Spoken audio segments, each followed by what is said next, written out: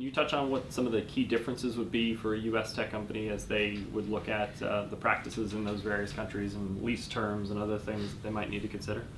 Well, it's a long laundry list, David. I think it's always important to place the context of what US companies are used to and accustomed to here in the States. And if you look here, when you're acquiring space, typically you're dealing with a sophisticated owner.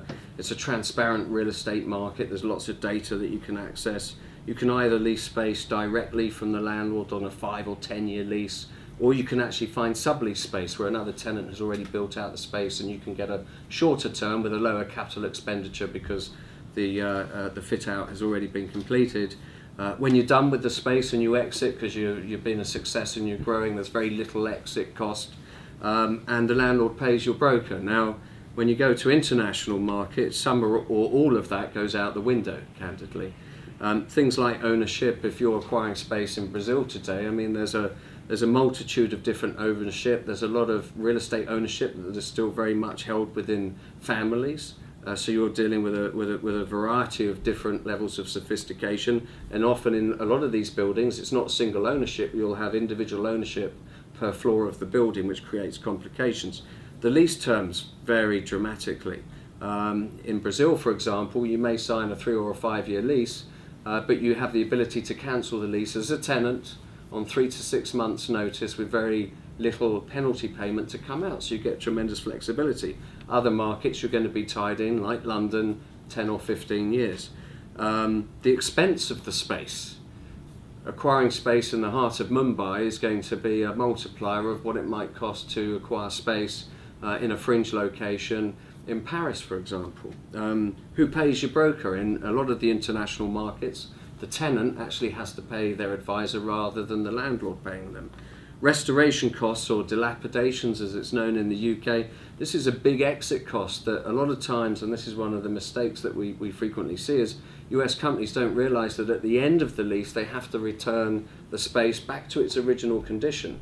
And that is often referred to as a Cat A quality, which means you have to build in brand new ceiling, lighting, flooring, ceilings, and some other things, which actually creates a big financial liability at the least that companies don't make the allowance for.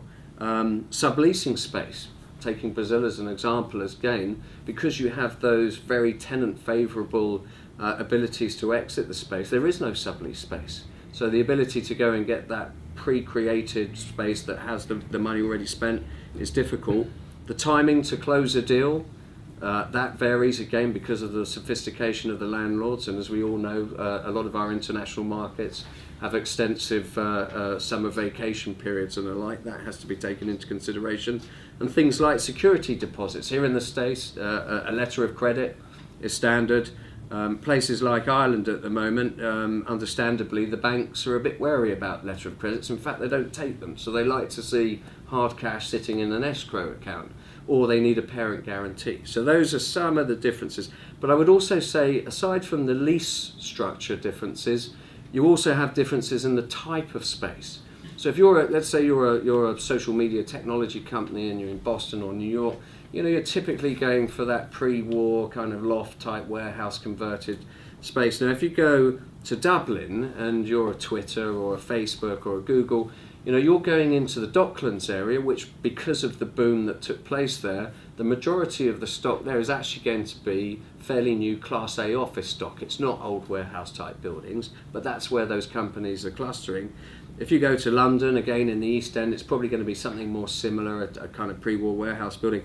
Go somewhere like Shanghai, where the government obviously has a big influence in terms of where technology companies go. They tend to be located around the universities, which are on the fringes, which tends to be more of that sort of Silicon Valley, suburban office park type experience. So the same company, the same types of employees, but it's very different real estate from one market to the next.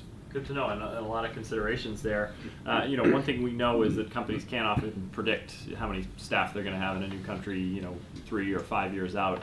A lot of companies are starting small in kind of service office spaces. Can you just quickly touch on, when a company should start thinking about making the transition from that first, serviced office to maybe a more traditional leased office for their company?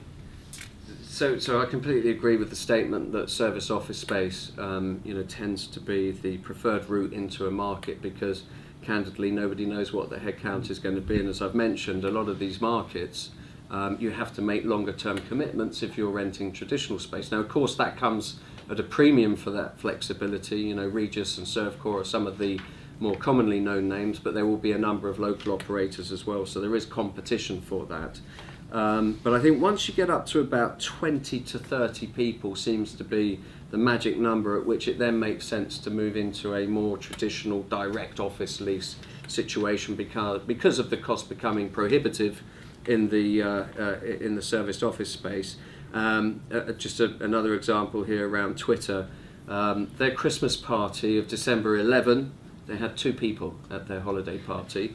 By Q1 of 12, they were up to 30 people. At their holiday party this year, they had 110 people. So that's the type of growth, and therefore that's the flexibility. So ultimately, the location may change very quickly.